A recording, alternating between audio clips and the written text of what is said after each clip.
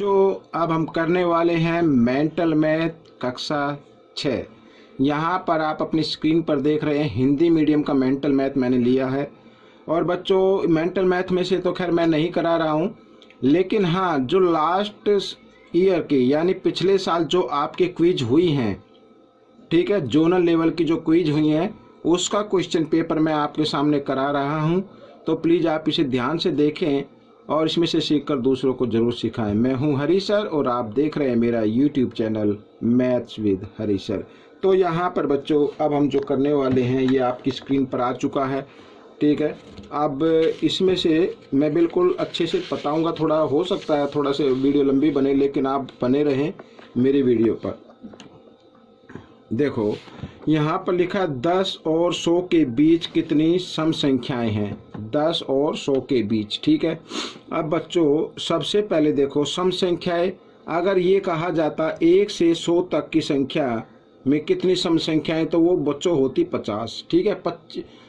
50 सम संख्याएं हैं होती हैं, 50 विषम संख्याएं होती है, तभी 100 तक गिनती जाती है। लेकिन इसमें पूछा है 10 से लेके 100 के बीच में, तो बच्चों ये हम निकालेंगे। पहले हम देखते हैं ये संख्या कितनी है। देखो यहाँ पर बच्चों 100 में से 10 आप घटा लीजिए, ठीक है, तो संख्याएं बनती है 90। अब 90 में, ठीक है, 90 में क्या है कि 45 तो है सम संख्याएं और 45 है विषम संख्याएं। लेकिन एक बात सोचने वाली ये है कि यहाँ पर बच्चों ये 100 काउंट नहीं होगा, ठीक है। तो हम क्या करेंगे, इसमें से 1 माइनस कर देते हैं। इसमें से क्या कर देना है, 1 माइनस कर देना है।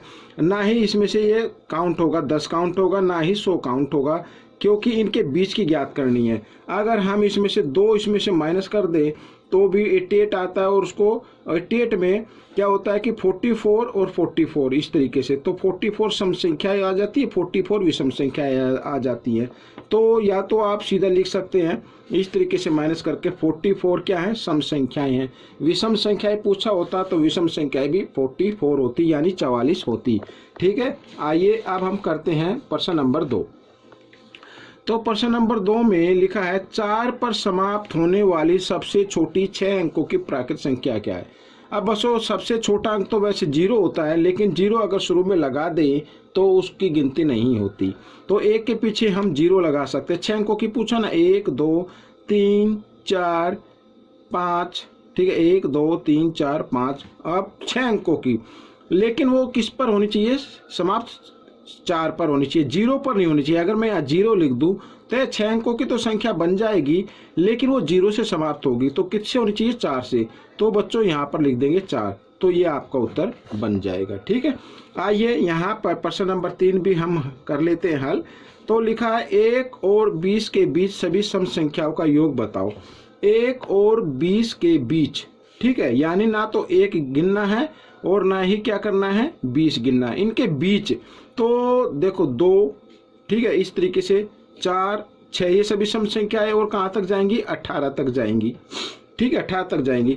तो आपको क्या करना है, एक तो देखो ऐसी अगर कोई भी प्रश्न आता है आपके क्विज के अंदर, तो जिनके बीच का डिफरेंस बराबर आए, क्योंकि यहाँ पर 2-2 का डिफरेंस आ रहा है, ठीक है, तो आपको क्या करना है, सम ज्ञात करना है ना, इनका योग ज्ञात करना है। तो एक तो पहली ले लो और एक आखिरी वाली, इन दोनों को ही जमा कर दो, तो आपके जो 1 और 20 के बीच में जितनी भी सम संख्या है उनका योग आ जाएगा, ठीक है, ये 20 आएगा। आप चाहे तो इस तरीके से यानी पूरी संख्या लिख के ऐसे आप यहाँ पर ज्ञात कर सकते हैं इनको जमा करके, ठीक है, लेकिन इस तरीके से आप करेंगे तो जल्दी हो जाएगा। आइए प्रश्न नंबर 4 पर चलते हैं। तो प्रश्न नंबर 4 पर भी हम ये हल कर लेते हैं। लिखा 1 और 10 के बीच सबसे बड़ी अभाज्य संख्या क्या है। अभाज्य यानी जो किसी के पाड़े में ना आती हो, जैसे 2 होती है, 2 अभाज्य संख्या है, 3 है, ठीक है ना, 5 है, 7 है, और फिर यहाँ पे 11 है। तो लिखा है 1 और 10 के बीच, तो ये तो 10 से ज़्यादा हो गई, तो यहाँ से यहाँ तो सबसे बड़ी कौन सी होती है, 7। तो 7 ये आपका आंसर आ जाएगा, ठीक है, 7 सबसे बड़ी अभाज्य संख्या है। आइए यहाँ पर प्रश्न नंबर 5 भी देख लेते हैं, और ये भी बहुत ही आसान है। 11 और 17 के बीच सभी विषम संख्याओं का योग बताओ, ठीक है, विषम संख्याओं का योग 11 और 17 के बीच। तो बच्चों यहाँ पर 11 के बाद संख्या आती है 13, ठीक है, और फिर आती है कितनी 15, ठीक है, विषम संख्या, और फिर आती है 17। 17 तो लेना नहीं है, तो इनके बीच की सम संख्याओं का योग यही इन दोनों को क्या कर दो, जमा कर दो, तो वो आ जाएगा। तो कितना आता है बच्चों 28। तो ये आपका आंसर बन गया। ठीक है, आगे देखो प्रश्न नंबर 6 में क्या लिखा है। यहाँ पर कहता है 5 और 15 के बीच सभी अभाज्य संख्याओं का योग बताओ। 5 और 15 के बीच। अब इसमें बच्चों अभाज्य संख्याओं में जो बीच का डिस्टेंस होता है, बीच का जो डिफरेंस होता है, अंतर होता है, वो समान नहीं होता है। तो हम इसको जमा करके देखेंगे। 5 और 15 के, तो 5 से ज़्यादा कौन सी होती है अभाज्य संख्या? एक तो होती है 7, जमा 7 के बाद 9 तो नहीं आएगा, 10, 11 आएगा, ठीक है, और फिर कितना आएगा 13। तो बस इतना ही लेना है। तो इनका योग बताना है। देखो 3 और 1 4 और 7 11, 11 का 1 का हासिल 1, ठीक है, और 2 3 यहाँ पर 31 आ गया बच्चों। ये आपका उत्तर बन गया। अब यहाँ पर प्रश्न नंबर 7 में हम देखें तो लिखा है कि x का मान बताओ बच्चों। यहाँ पर x का मान बताना है और ये समीकरण के प्रश्न आ गए हैं। देखो यहाँ पर 5x, अब इसके साथ तो x लिखा हुआ है, तो यहाँ पर एक खाली अंक है, तो हम क्या करेंगे, इस खाली अंक को इधर सीधे हाथ की तरफ, राइट हैंड की तरफ हम इसको ले जाते हैं। जो इधर घटा का होता है इधर आकर वो जमा का बन जाता है, यानी उसका साइन बदल जाता है, ठीक है ना। तो यहाँ पर इनको जमा कर लेते हैं, तो कितना आ जाएगा 65 आ जाएगा बच्चों।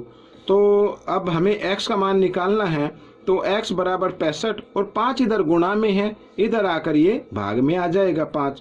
तो 5 से इसको हमने भाग दिया, तो 5 से कम 5 और 5 दिया 15, तो 13 इसका उत्तर बन गया बच्चों। तो ये पहला भाग आपका हो गया है। आपको ये पहला भाग कैसा लगा मुझे ज़रूर बताएं और इसमें से सीखकर दूसरे बच्चों को ज़रूर सिखाएं। मिलते अगले भाग में, तब तक आप इस वीडियो को देखते रहें और दूसरों को सिखाते रहें। मेरी वीडियो को देखने के लिए आप सभी बच्चों का बहुत बहुत धन्यवाद।